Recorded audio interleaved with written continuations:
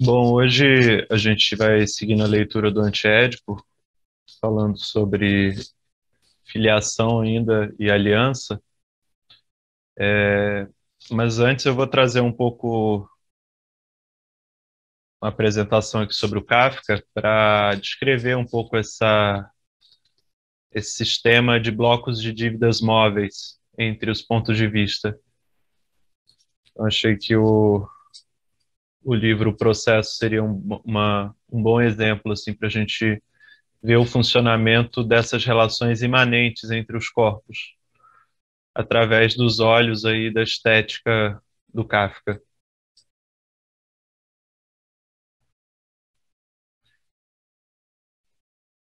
É, no início do processo, o livro começa assim: alguém devia ter caluniado Joseph K., pois sem que ele tivesse feito qualquer mal foi detido certa manhã.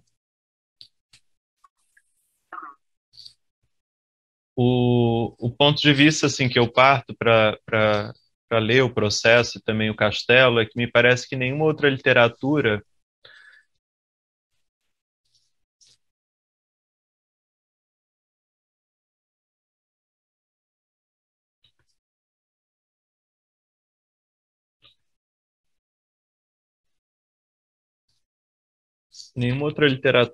o sentimento do chemois, né, do em casa, essa interioridade, essa familiaridade do em casa, é tão violentamente devassada quanto na escritura do Kafka.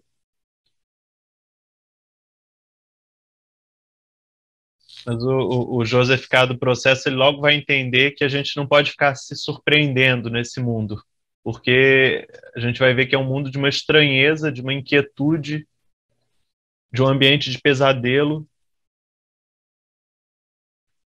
No início, então, do processo, o Joseph K. tem seu quarto de dormir invadido por um funcionário da justiça e é detido, é processado e condenado. E ao longo de todo o livro ele nunca vai saber as razões por isso,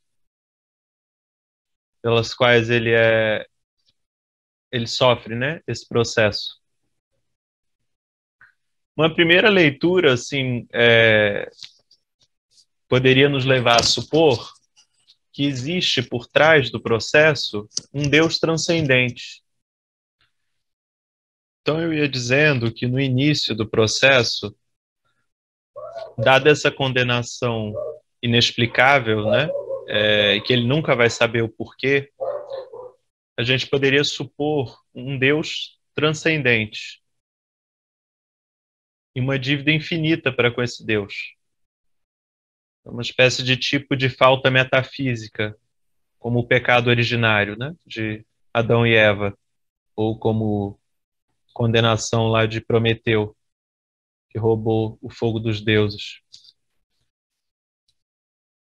No entanto, pouco a pouco a gente percebe que a justiça que instaura o processo, apesar dela se colocar num lugar superior, se assentando e regulando a produção desejante, ela mesma é uma gigantesca máquina social que é imanente ao desejo, que, no entanto, tende a absorver o desejo e desfigurar esse desejo. Essa máquina funciona de maneira a mais deslocalizada, seja nos sótãos, nos quartinhos miseráveis dos pintores, todos em potência participam dessa máquina de justiça. Todos vigiam, todos têm alguma suposta influência sobre ela. É que as pessoas no livro do Kafka vão encarnando e assumindo as funções de peças da máquina. Os personagens kafkianos então tendem a obter para si algum benefício através do poder que eles exercem para a máquina. Então, obtendo um benefício ao exercer esse poder para a máquina,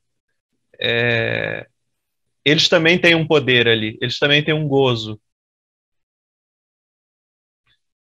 Assim é que a justiça vai ser decidida por meio de subornos, de intimidações, de conversas de corredor, de negociações que passam por todo tipo de intervenção, exceto aquela de uma justiça parcial e universal. A justiça no Kafka é um campo de forças, que é amoral, perspectivista e cruel. O Kafka é um dos escritores do combate, segundo Deleuze. Após o Joseph K. ser detido, ele vai reunir todas as suas forças, oscilando às vezes entre menos e mais atenção em relação ao processo, no sentido de resolvê-lo. Ele vai a inquéritos, ele faz declarações, ele conversa com pessoas, ele contrata um advogado, ele vai ver um pintor que pinta quadros de juízes. No entanto, nada que ele faça resolve totalmente o processo dele.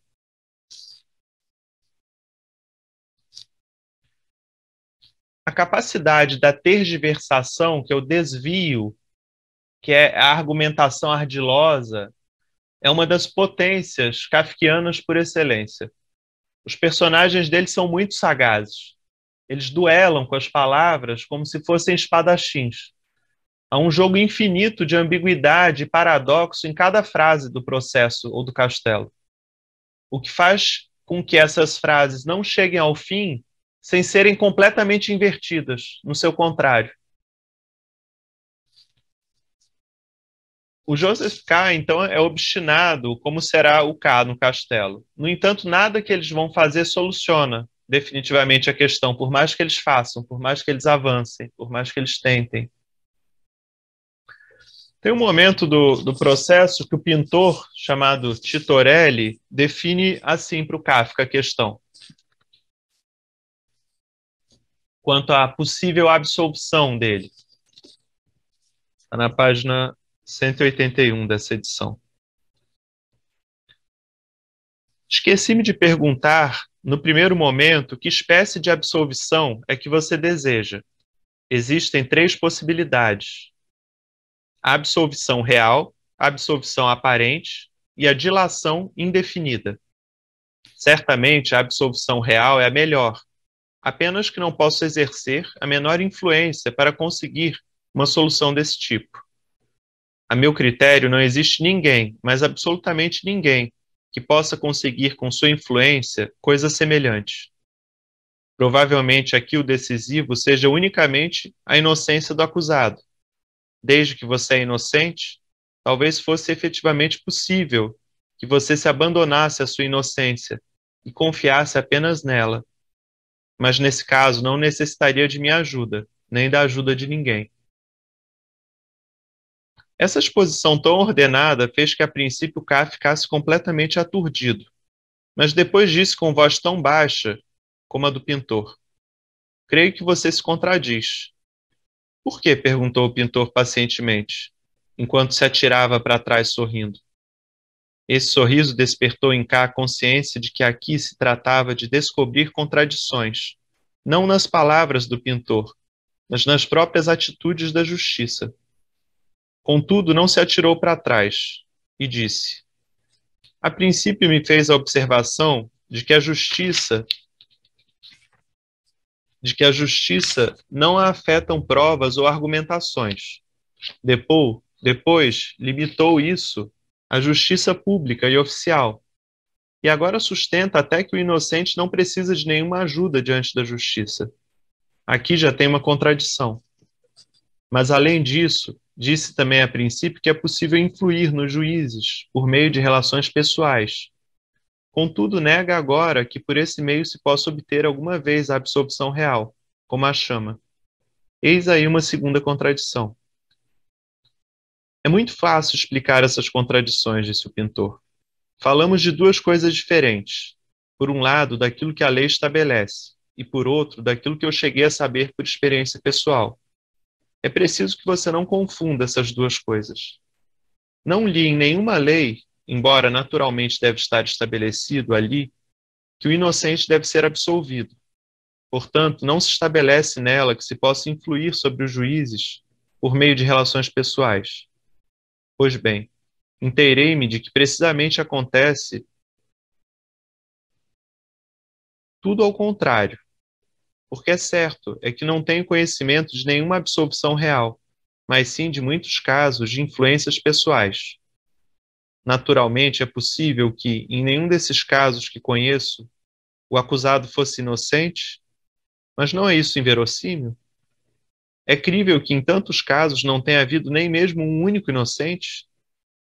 Ainda criança, eu ouvia falar o meu pai a respeito também de juízes a respeito deste assunto, quando nos contava particularidades dos processos. Também os juízes que chegavam até seu estúdio referiam processos e coisas de justiça. Em nosso círculo, a dizer a verdade, não se falava de outra coisa. Apenas se me apresentou a oportunidade de introduzir eu mesmo nas questões da justiça, o fiz logo e desde esse tempo aproveito sempre essa situação para seguir inúmeros processos em todas as suas fases, ao menos naquelas que me eram acessíveis.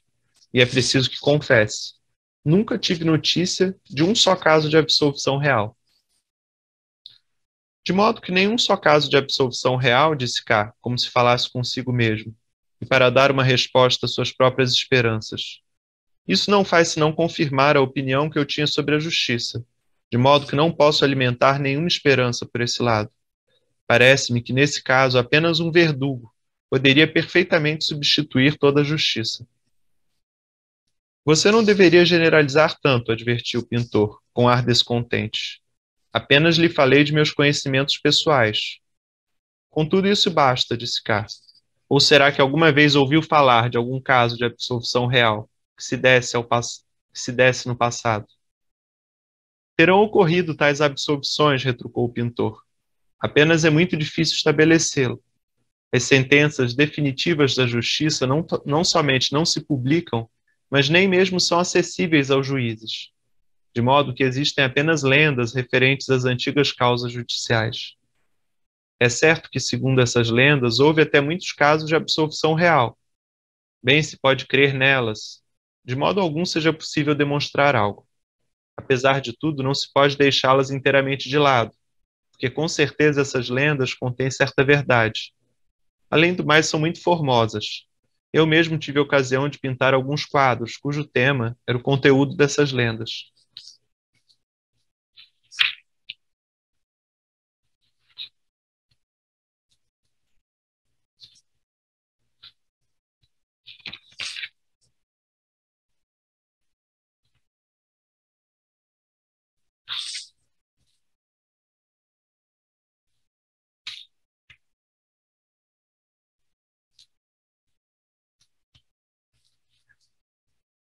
Bom, ele segue dizendo sobre essa. Eu quis dar um exemplo aí da escrita do Kafka, né? Que fica nessa contínua oscilação entre algo que seria possível e que já não é possível, né? É como se a frase ficasse tendendo numa ambivalência absoluta, né? Parece que se avança um pouco e logo se perde de novo o terreno. Então são esses jogos de palavras infinitos, assim, né? Muitos combates de palavras. Mas basicamente o pintor está dizendo para ele que a absolvição real, ele mesmo não conhece nenhum caso, mas já há lendas sobre essa absolvição real. As outras duas possibilidades seria uma absolvição aparente, que ele explica aqui como sendo algo que ele teria que trabalhar muito com as relações pessoais com os juízes, e ainda assim essa absolvição não seria garantida, porque o processo poderia ser reaberto, ou a dilação indefinida. Dilação quer dizer dilatação, adiamento. E esse adiamento exigiria muitas pequenas atividades contra o processo e que se estenderiam indefinidamente. E também não haveria garantia de solucionar o processo. Então, as duas soluções à mão para o K parecem essas: a absolvição aparente ou a dilação indefinida.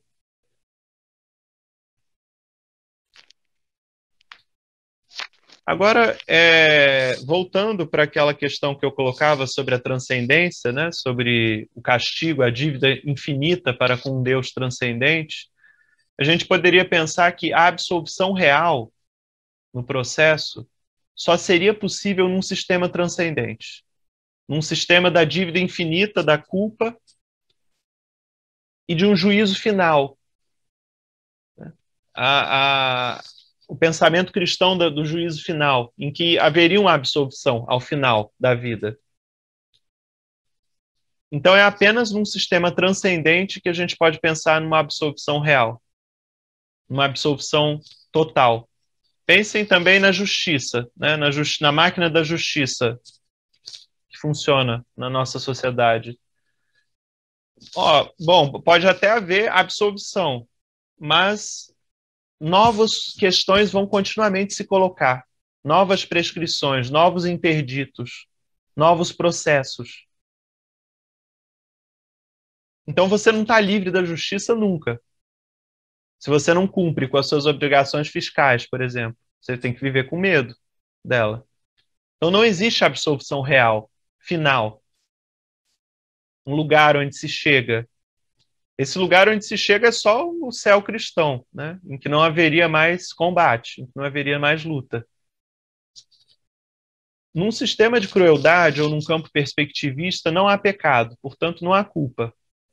Mas há uma vida que nos seus enfrentamentos com outras forças, ela só pode se afirmar se compondo com essas outras forças ou repelindo-as, lutando por cada palmo de chão com elas. Isso quer dizer absolvição aparente ou dilação indefinida. A nossa vida, ela só pode ser, o fim da vida só pode ser adiado. Por meio do quê? Do combate.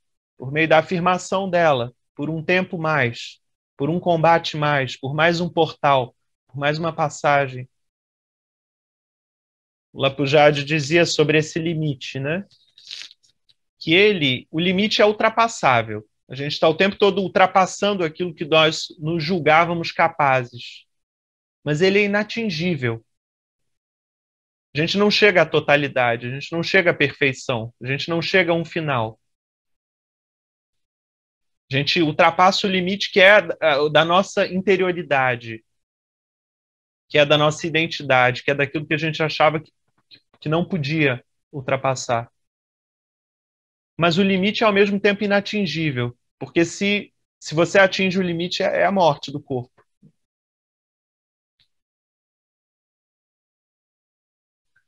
Então, a vida no Kafka aparece como resolução de problemas. Há inúmeros portais, inúmeras etapas de um processo de individuação, que não tem começo, meio e fim, mas tem estações intensivas. Não há resolução final ou descanso na vida kafkiana. Apenas na morte, como termina o livro, o processo. Aí acaba o processo. É só a morte. É só diante da morte que o processo não é mais adiável.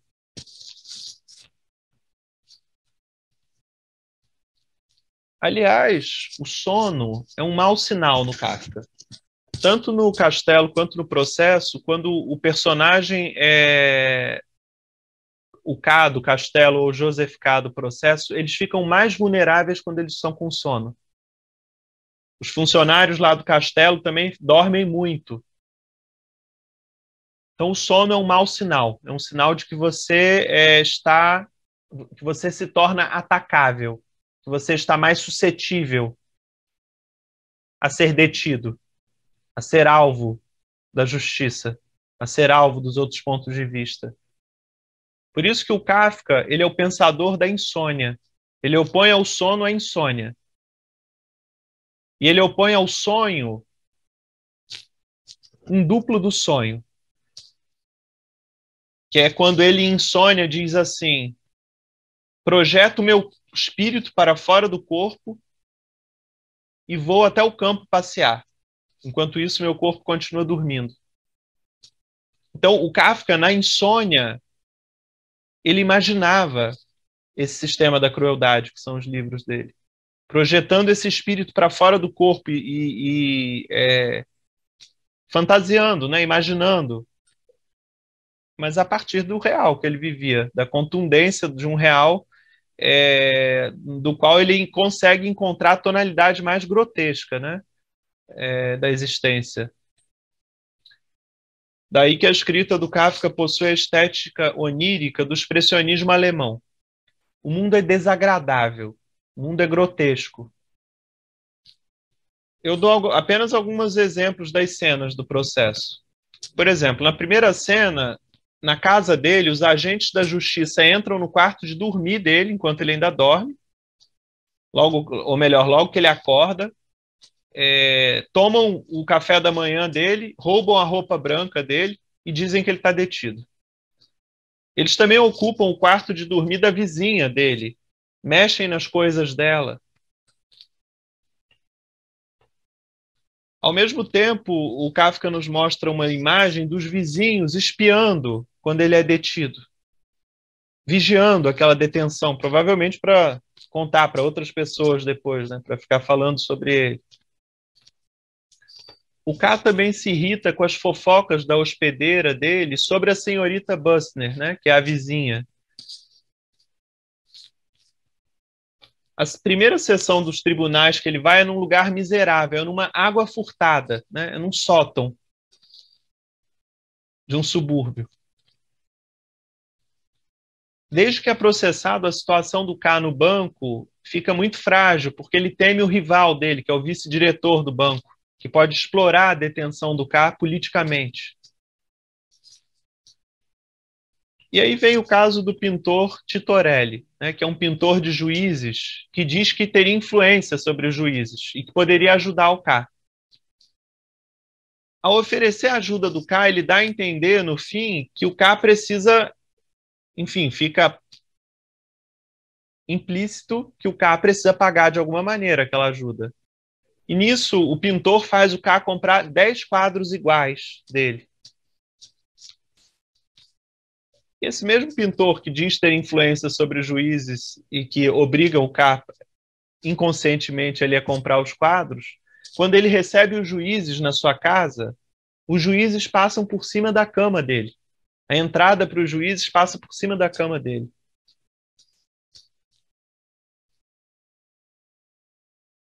No castelo, como no processo, os homens e as mulheres, eles se pegam pelo pescoço. Eles se agarram e colam no pescoço uns dos outros. Isso é indício de um vampirismo generalizado.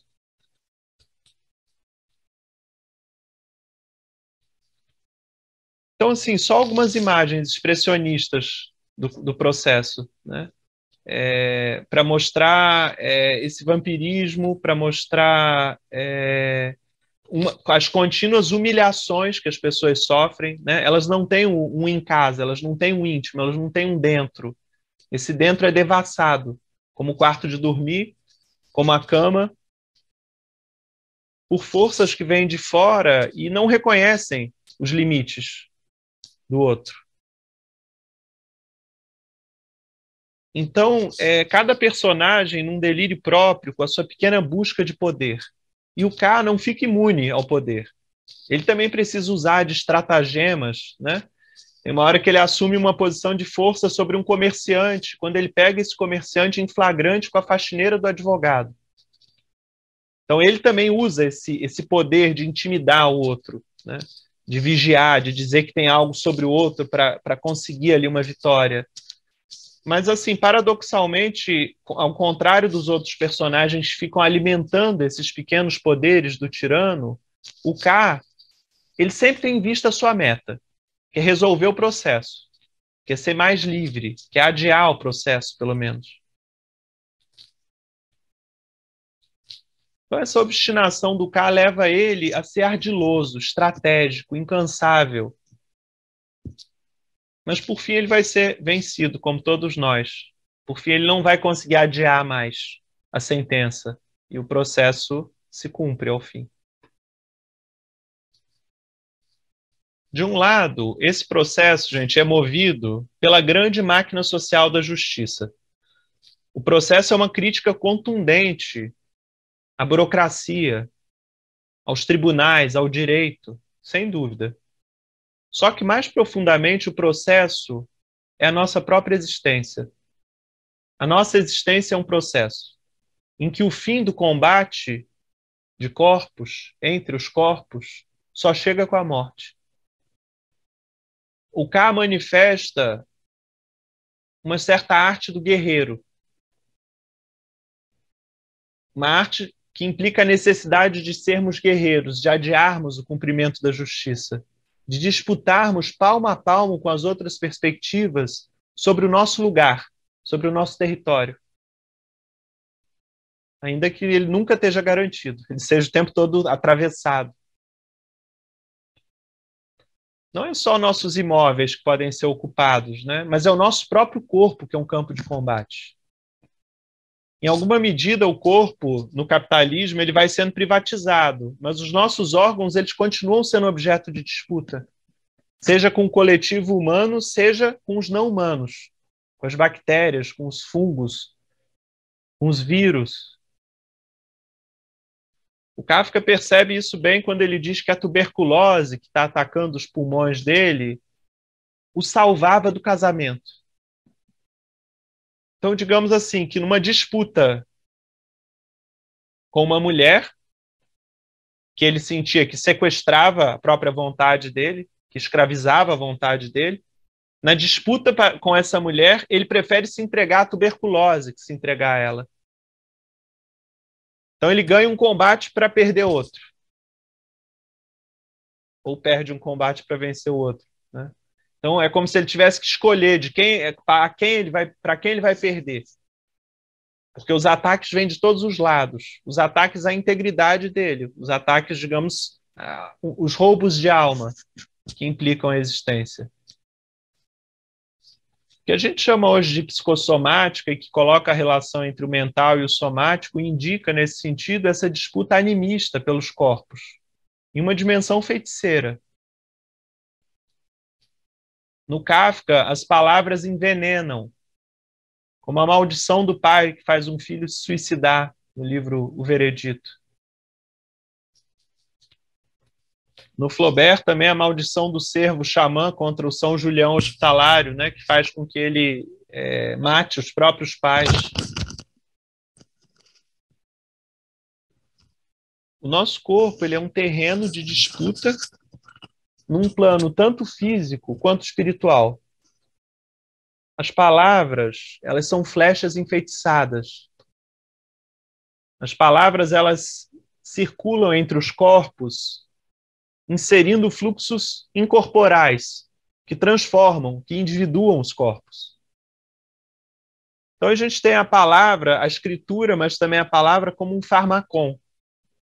Algo que pode envenenar, drogar, curar. O farmacon é uma droga, é um veneno, é um filtro, é um remédio, é um medicamento.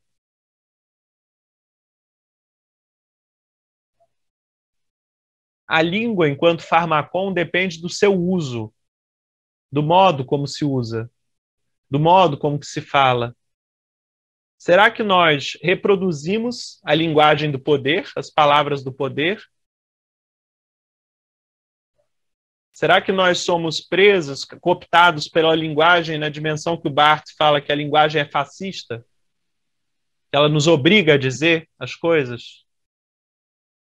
Ela não só nos impede de dizer, mas ela nos obriga a dizer?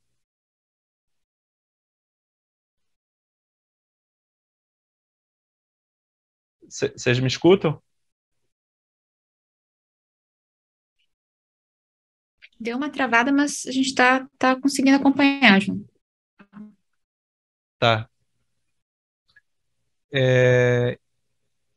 Então, pensando as palavras como vírus nesse sentido, né? Como circulando maldições, circulando palavras de ordem, obrigando-nos a dizer, a ser de determinadas maneiras.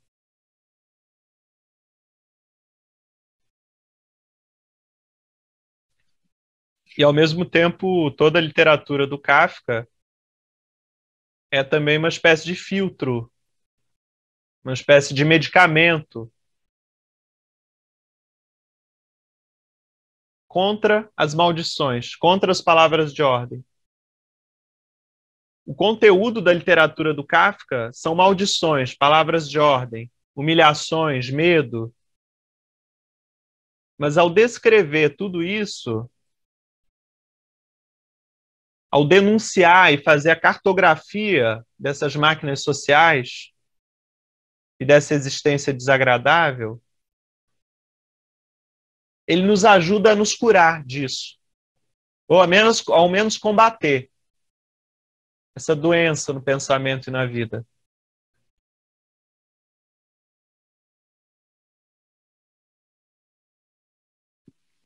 João, nesse sentido que você está falando, ele ajuda a nos combater, né?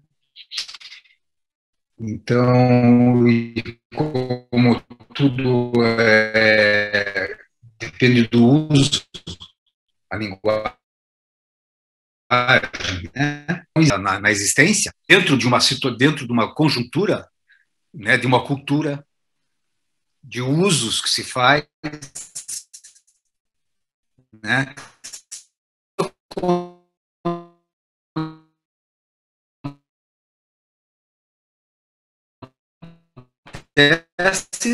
Dentro dessas possibilidades e também de outras coisas se fizer um melhor uso da linguagem, por exemplo, de uma microlíngua.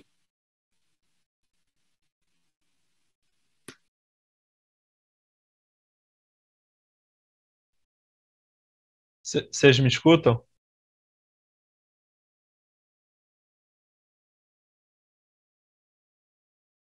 Escuta aí?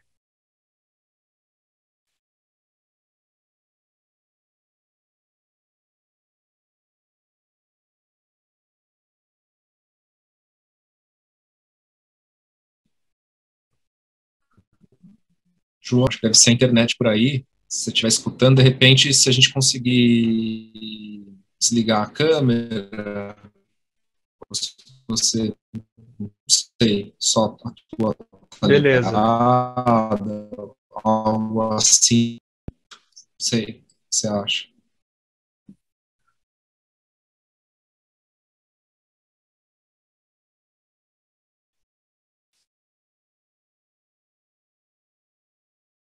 Tá. Só me respondam se vocês me escutam.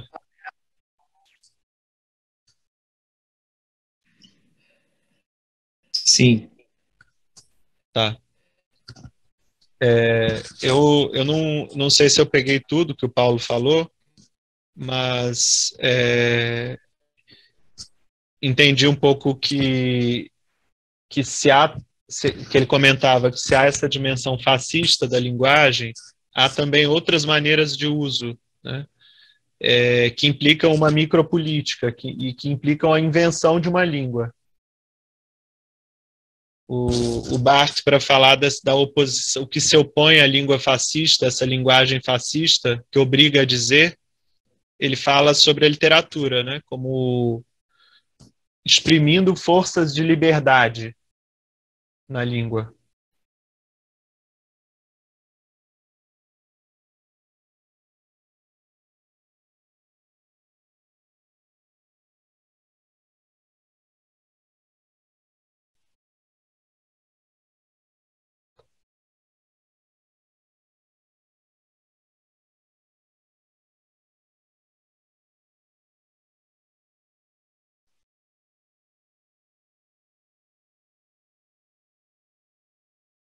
Bom, então o Kafka descreve uma magia das trevas, né, que, segundo Deleuze e Guattari, já continha os germes do capitalismo americano e do burocratismo soviético. Uma espécie de imbecilidade circulando assim no campo social, né, pegando todo mundo.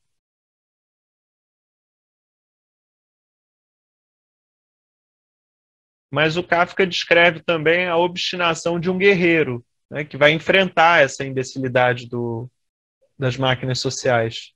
E na sua jornada espiritual enfrenta esse mundo delirante de modo notável, bem corajoso, eu diria.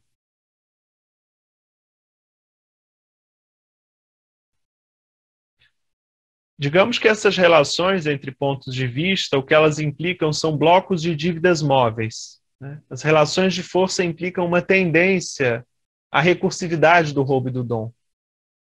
As pessoas até prometem ajudar o K, mas sempre querem algo em troca. Elas estão seguindo os próprios interesses, bem como ele segue os seus. Eu termino aproximando, de certa maneira, o Kafka e o Castaneda, por estranho que pareça, porque os dois pensam uma espécie de mitologia do contemporâneo. No Kafka, há um animismo nas máquinas sociais, ou seja, as máquinas sociais implicam em nós envoltórios de força, implicam campos de influência. Enquanto no Castaneda a gente vê um animismo mais animalista e abstrato, né? As plantas, os animais, o vento, as forças da natureza. Mas eu diria que tanto no Castaneda quanto no Kafka a gente tem essa literatura do combate, né? Essa literatura da luta constante. Só que os inimigos mudam, né? De um para outro. Mas vejo em ambos os protagonistas, né? Tanto no Castaneda quanto nos personagens do Kafka, essa obstinação, né? Essa existência enquanto combate, enquanto atravessamento de fases, de portais, de tarefas, essa realização de tarefas, sempre estendendo o limite para mais adiante, sempre adiando a condenação final. Porque não há absolvição real, né? Não há um plano em que a disputa, em que a luta pela vida acabe.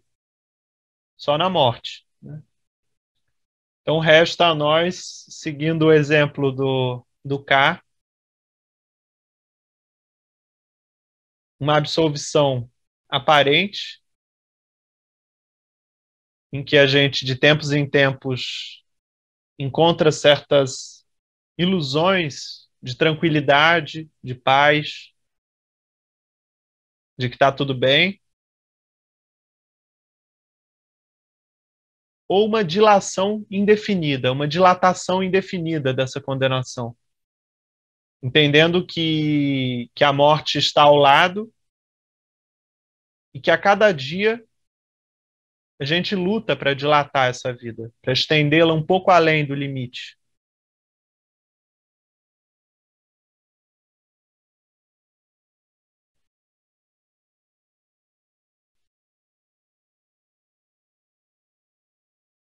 Nessa luta por estender esse limite da existência, a gente se relaciona com os outros pontos de vista, segundo Deleuze e Guattari, por blocos de dívidas móveis. É com base na aliança ou na inimizade, no antagonismo. Então, ou vamos estar disputando espaço com os outros pontos de vista, com as pessoas, com os não humanos, ou vamos estar nos compondo a esses outros pontos de vista, entendendo que mesmo na composição há sempre um processo, há sempre uma oscilação. E que muitas vezes uma composição pode se tornar também uma decomposição, um combate.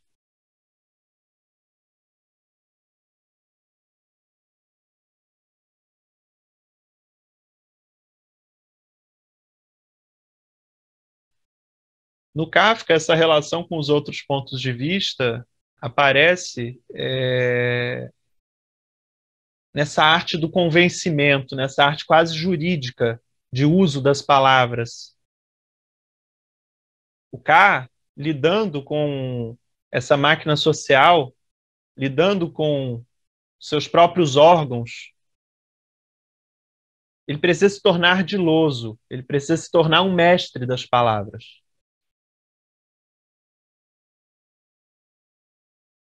Assim como Castanheda precisa se tornar ardiloso no plano das forças, dos aliados, dos batedores de sonho. Em ambos os escritores há um universo predatório, predador. E uma vida que precisa se afirmar, se tornando cada vez mais vidente, cada vez mais ardilosa, cada vez mais estratégica, cada vez mais resistente.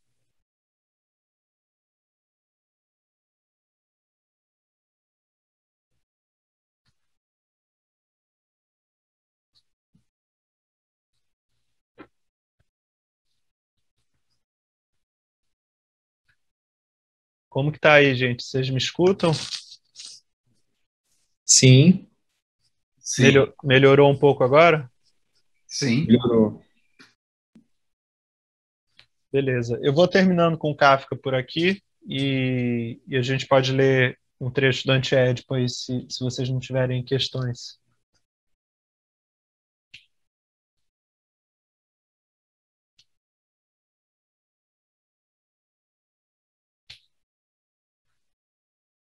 Eu retomo só brevemente um aviso que o K faz sobre aquele mundo delirante em que ele se descobre. Ele fala assim: não se surpreendam. O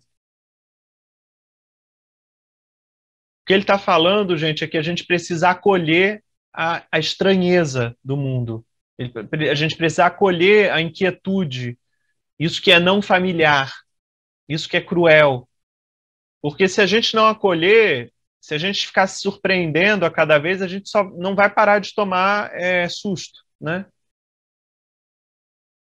E a gente teria uma visão demasiado inocente sobre a realidade. Então não se surpreendam, esse conselho é: estejam prontos para tudo. Estejam prontos para a tarefa, para o obstáculo que vier. Mas também, né, não é uma resignação, né, Ju? Não é uma aceitação, né? Porque ele está sempre em luta. Não Então, é? está sempre se contrapondo a um estado de coisas aí, né, que as instituições, que os sócios, né, se colocam, que a existência dentro de uma cultura, né, porque ele está falando dentro de uma, né, olhando para dentro de uma, por dentro de uma cultura, né, me parece. Sim. É bem isso, não é para se resignar, não, é para não se surpreender, esteja alerta para o que vem, para que você esteja preparado para lidar com isso. Não é para entrar numa indiferença, né? Muito pelo contrário. Os personagens do Kafka contra os personagens principais dele, né? O K, o Joseph K, contra a indiferença de todos os outros, contra o sonambulismo, a imbecilidade dos outros personagens do livro, eles são muito lúcidos. Eles estão o tempo todo despertos, né? Quando eles não ameaçam cair no sono e ficam suscetíveis, eles procuram sempre estar muito despertos, porque entendem que está tudo em jogo.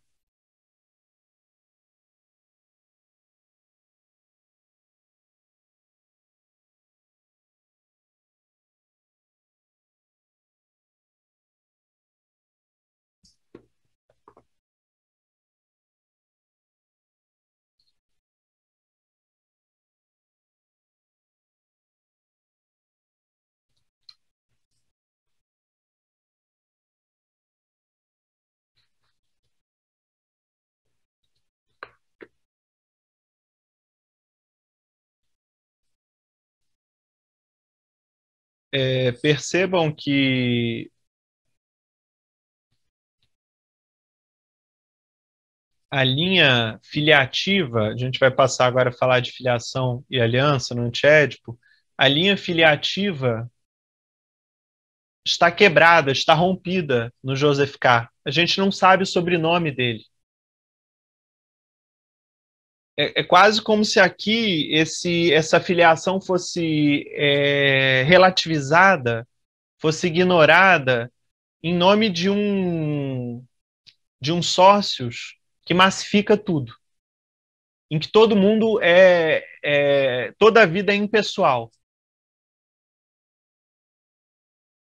Então, o que implica aqui são jogos de forças, assim, são blocos móveis de dívidas. Ele só vai conquistar alguma coisa de alguém se ele empenhar alguma coisa dele, inclusive o próprio corpo dele.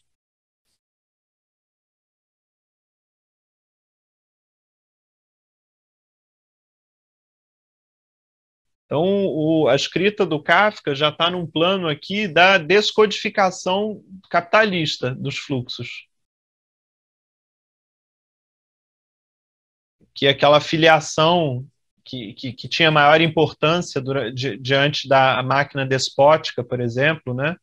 E mesmo a codificação da máquina territorial selvagem, aqui já não contam. Nem mesmo o emprego dele no banco, que é um cargo alto no banco, conta aqui. Porque são todos vidas nuas, né? São todos impessoais diante dessa justiça que por um lado é da máquina social, mas por outro é da existência, né?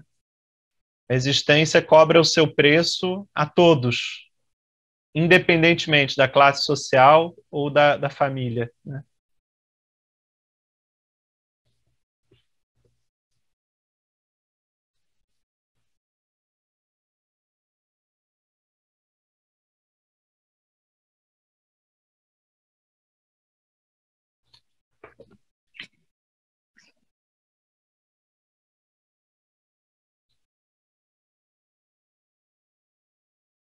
João, posso fazer uma colocação? Claro. É que você falava também do corpo, né, e dos órgãos, enfim, como um terreno de combate, né, onde também esses sócios ou esse Estado, enfim, tenta se imprimir de alguma maneira. Eu também lembrei da colônia penal, né, do Kafka, que também é um amado e que imprime literalmente no corpo, né, do condenado a sentença. E aí o condenado, ele no livro, ele não pode, ele não sabe o que vai ser escrito no corpo dele, qual que vai ser a sentença. E aí tem todo um processo que é um processo de tortura, que só acaba mesmo quando o condenado ele morre também. E aí, assim, é um livro que também, um livro do Kafka que me, assim, me marcou bastante por toda essa, porque ao mesmo tempo parece que tem um certo gozo, sabe, no general, como representante do Estado, naquela máquina, no funcionamento daquela máquina, né, todo um gozo, assim, de processual, de como ela funciona, e tem todo um prazer, né, naquele representante do Estado, ao descrever para o visitante como a máquina funciona, e, assim, os seus pormenores, sabe? Então, ele fica bastante tempo descrevendo como acontece, e aí tem toda parece mesmo uma satisfação, enfim, um gozo no próprio funcionamento.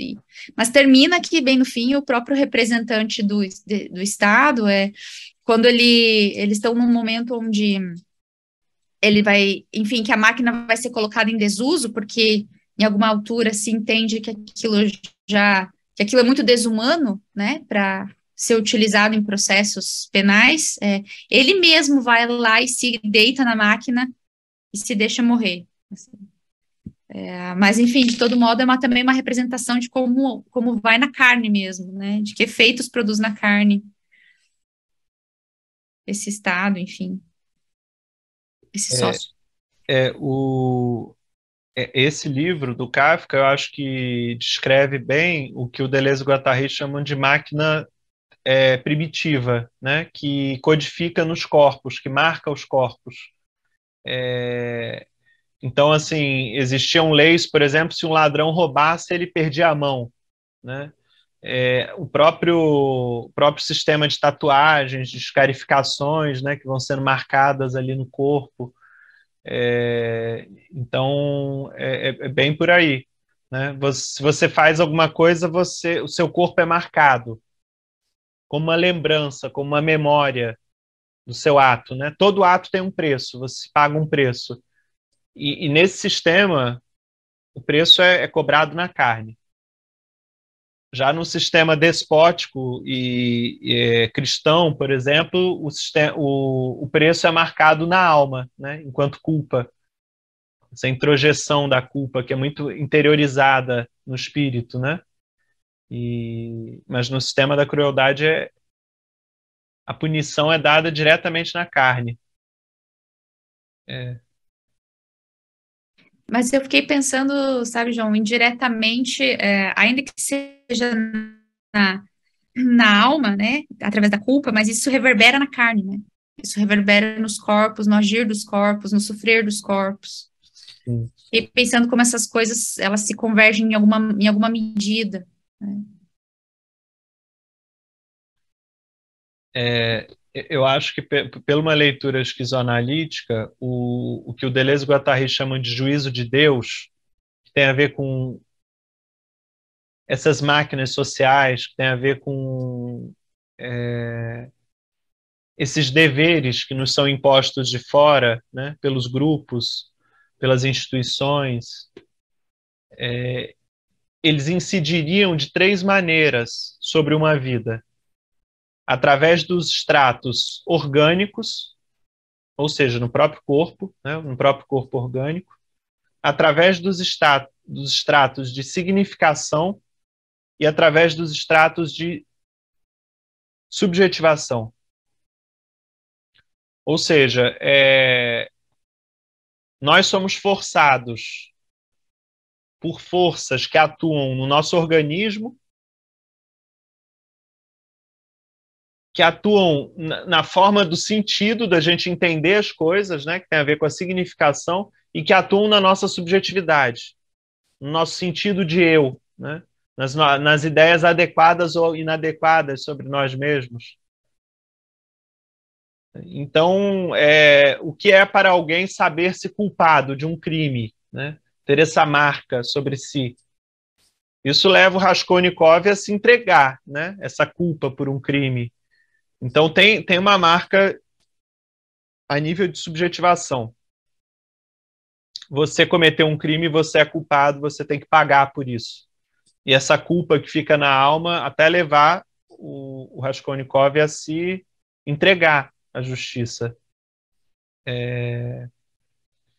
Então, só pensando, né, esses modos em que esse poder vai incidir sobre uma vida. Vai incidir adoecendo, às vezes, os órgãos, marcando o corpo, a superfície do corpo, tirando órgãos.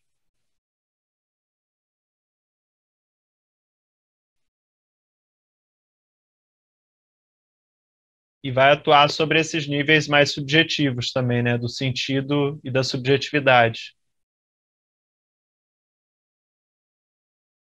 Uma pessoa que sente-se culpada de algo muito grave, dado essa introjeção da culpa enquanto uma ideia sobre si, de que ela é má e precisa ser castigada, precisa ser redimida, essa pessoa vai desenvolver uma paranoia. Ela vai se sentir perseguida, dado o juízo de Deus que a persegue, né? De certa forma.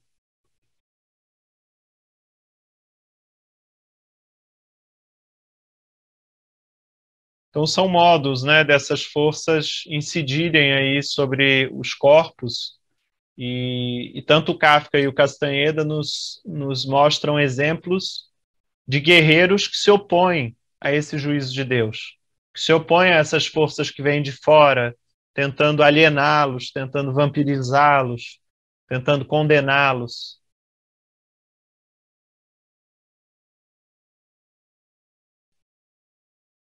Mas é uma vitória que só é ganha em partes, né? E a cada vez, nunca definitivamente.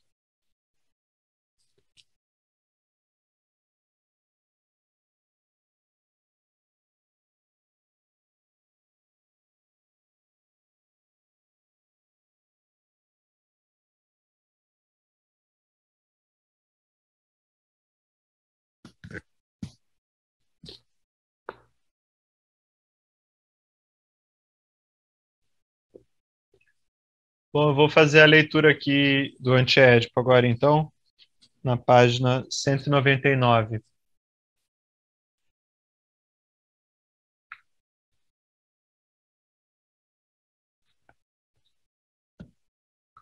Estoque de filiação e blocos da dívida de aliança. As extrações de fluxos constituem um estoque filiativo na cadeia significante, mas inversamente os desligamentos de cadeia constituem dívidas móveis de aliança, que orientam e dirigem os fluxos. Fazem circular as pedras de aliança ou cauris sobre o cobertor como estoque familiar. Há como que um vasto ciclo de fluxos de produção e de cadeia de inscrição, e um ciclo mais estreito entre os estoques de filiação, que encadeiam ou encaixam os fluxos, e os blocos de aliança que fazem fluir as cadeias.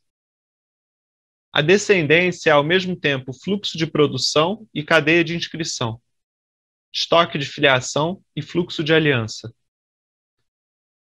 Tudo se passa como se o estoque constituísse uma energia superficial de inscrição ou de registro, a energia potencial do movimento aparente. Mas a dívida é a direção atual desse movimento, energia cinética, determinada pelo caminho respectivo dos dons e contradons nessa superfície. No Kula, a circulação dos colares e braceletes para em certos lugares, em certas ocasiões, para voltar a formar um estoque. Não há conexões produtivas sem disjunções de filiação, que se apropriem delas,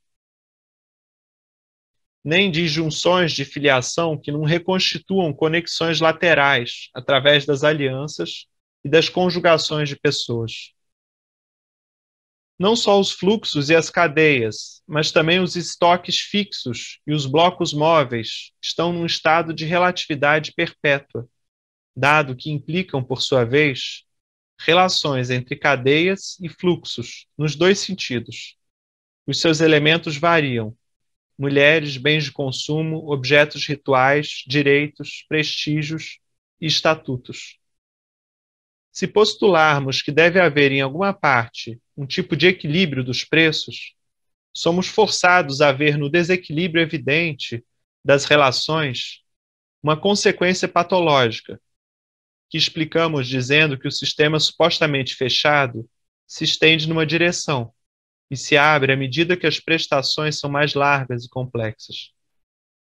Mas tal concepção está em contradição com a economia fria primitiva, sem investimento nítido, sem moeda nem mercado, sem relação mercantil de troca. A mola de tal economia consiste, ao contrário, numa verdadeira mais-valia de código.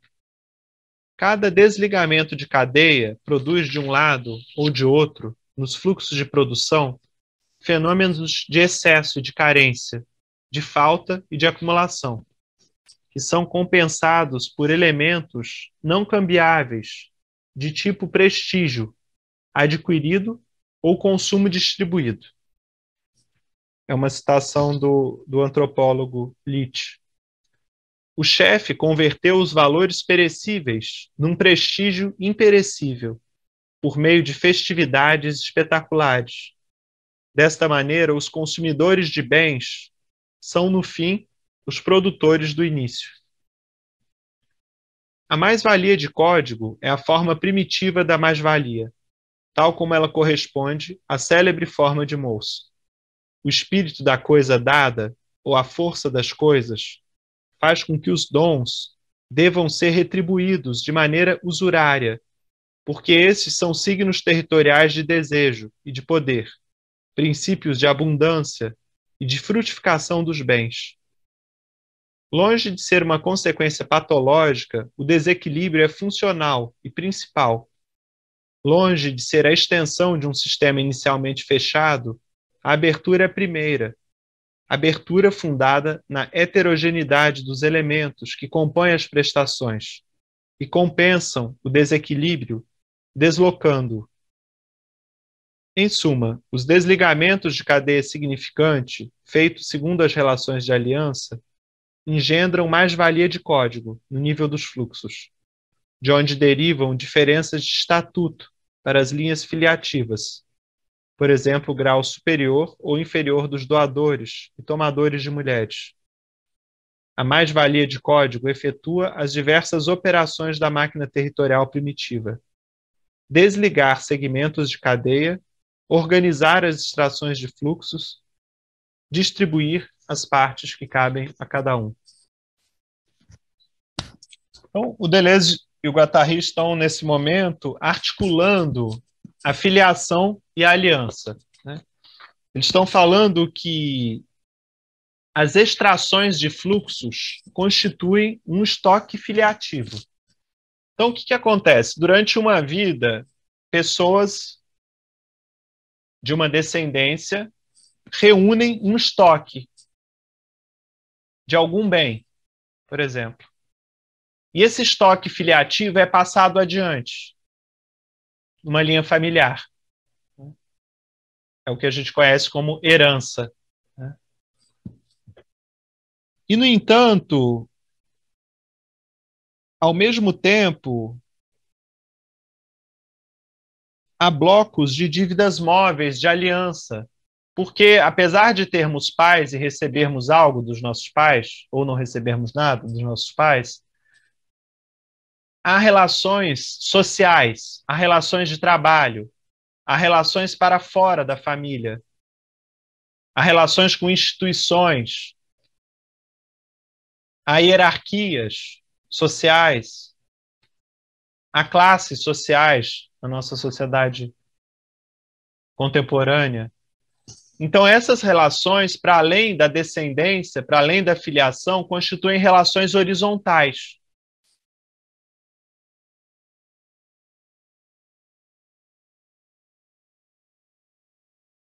Em que o que se passa são relações de força, são blocos de dívidas móveis. E o exemplo que o Deleuze e o Guattari dão é o seguinte: há um desequilíbrio perpétuo entre as perspectivas.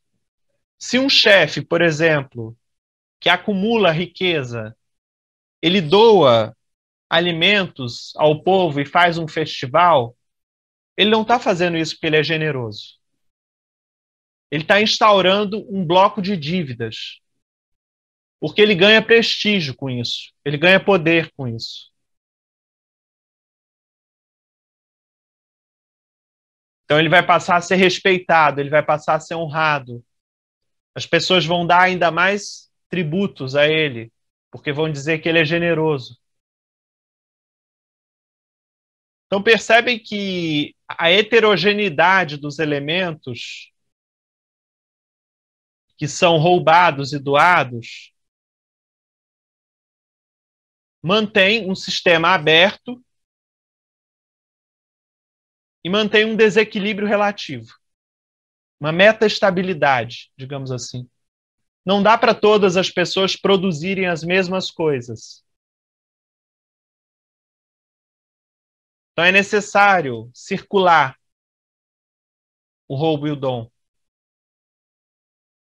para que todos tenham um pouco do que precisam, digamos assim. Então é assim que, para além do estoque filiativo que vai se constituindo pela herança, vão circulando blocos de dívidas móveis, que envolvem as pessoas umas com as outras em relações de trabalho, em relações de soberania, em relações de autoridade.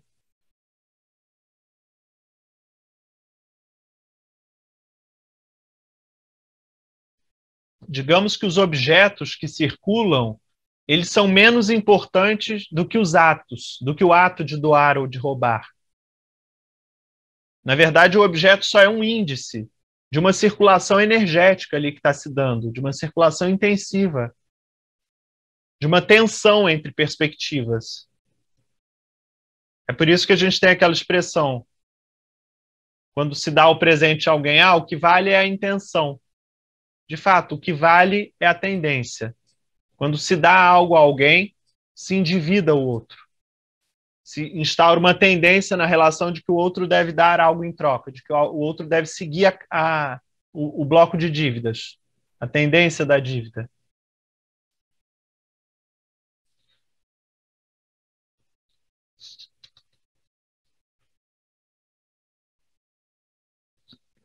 Então, a mais-valia de código implica que, quando se doa alguma coisa a alguém, você conquista algo dessa pessoa para além daquilo que você doou. Não há uma reciprocidade, porque a pessoa não te deve exatamente o que você doou para ela. Ela não vai devolver na mesma moeda, digamos assim. Aqui no sistema da crueldade não há o dinheiro como equivalente geral.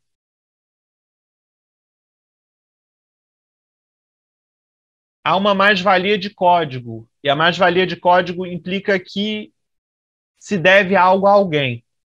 Mas como vai se pagar, não está bem definido. Não está bem definido no dom qual vai ser o contradom. Como que essa dívida vai poder ser paga?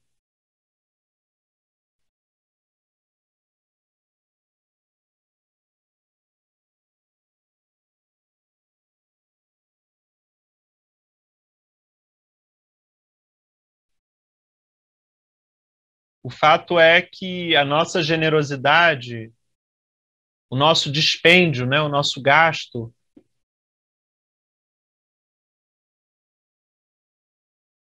implica para o outro um certo movimento violento em que o outro é obrigado na mesma direção em que nós.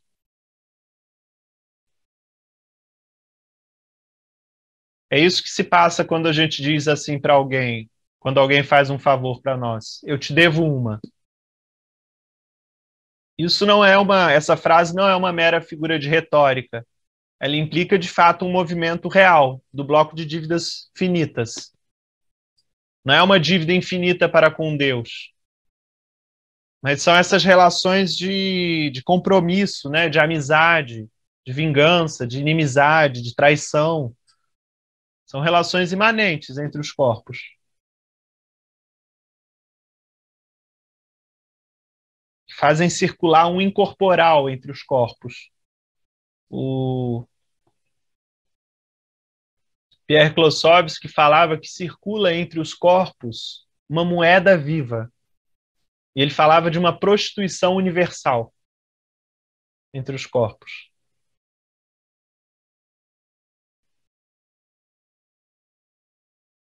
A moeda viva é esse preço das dívidas móveis.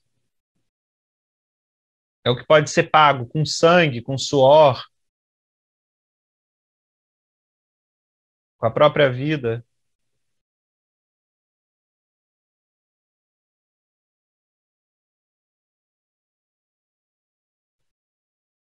É isso que nos exige esse comprometimento, né, com os outros. Essa relação que implica dívidas móveis, dívidas circulantes.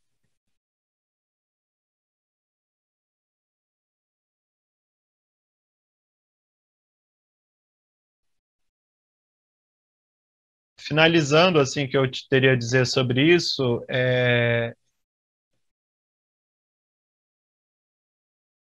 eu queria dizer que uma palavra, ela pode não ser cumprida, mas ela é cobrada. Eu estou dizendo que alguém, quando dá a própria palavra, mesmo que ela não consiga cumprir com o combinado,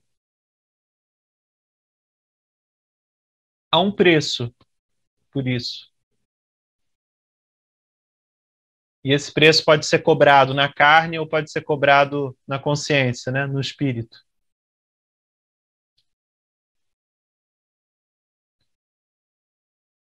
A cada vez que prometemos e não cumprimos, perdemos o nosso prestígio, diminuímos a nossa força vital, nos tornamos menos confiáveis para o outro e para nós mesmos.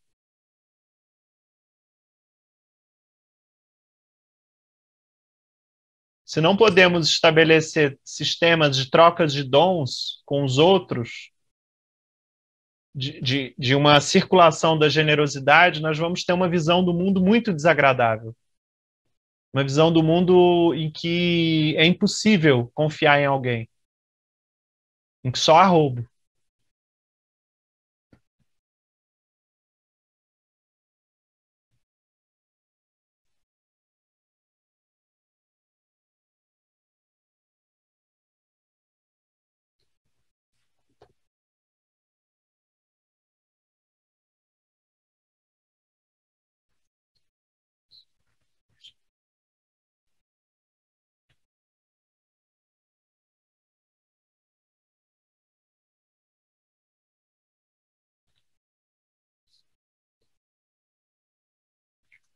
Eu achei muito interessante essa parte em que eles falam sobre a célebre fórmula do Mohs.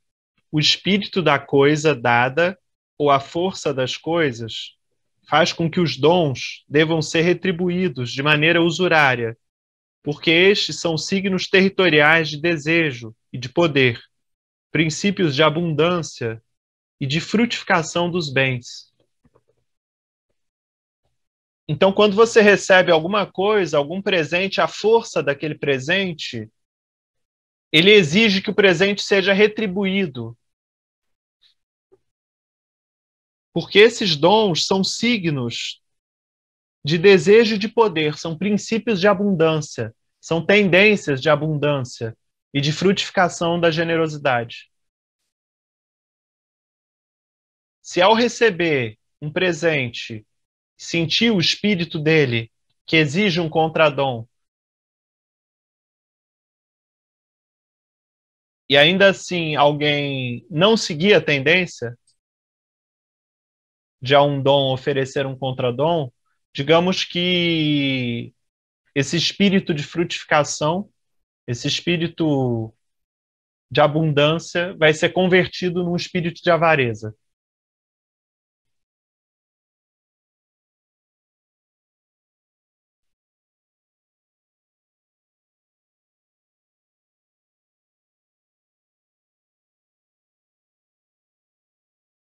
Pensem, por exemplo, nas pessoas que recebem presentes, mas jamais dão presentes.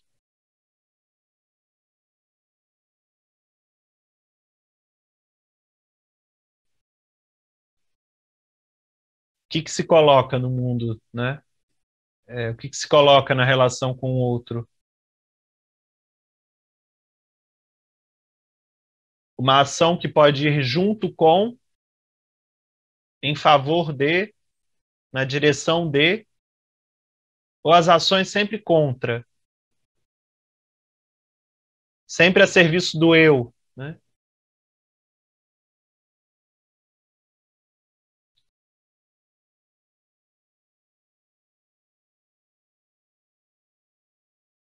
De alguma maneira, a maioria dos personagens do Kafka, em nome desses pequenos poderes de tirano, desses poderes, pequenos poderes do fascista, né? do microfascismo,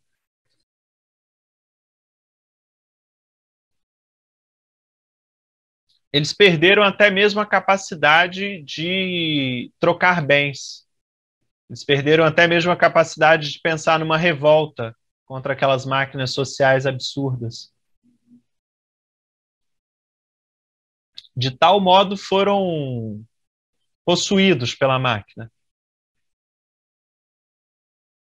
Desanimados, imbecilizados.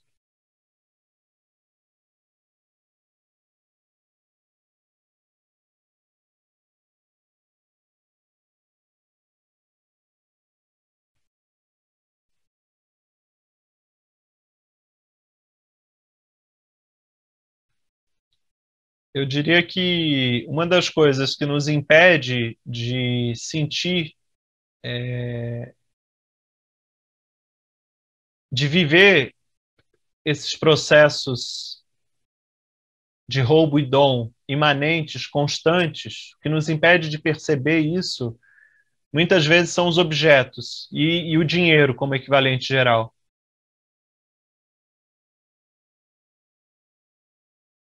Mas sob o dinheiro e os objetos, outros fluxos passam. Deleuze e Guattari chamam isso de mais-valia de código, né? É uma tendência geral do movimento. A tendência do movimento vai na direção da generosidade ou da avareza, da falta ou do excesso.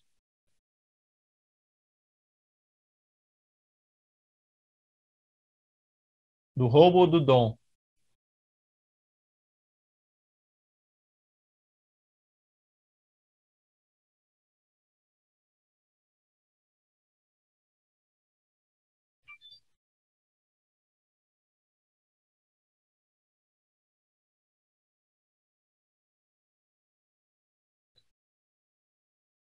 Bom, gente, o que eu queria trazer hoje era isso.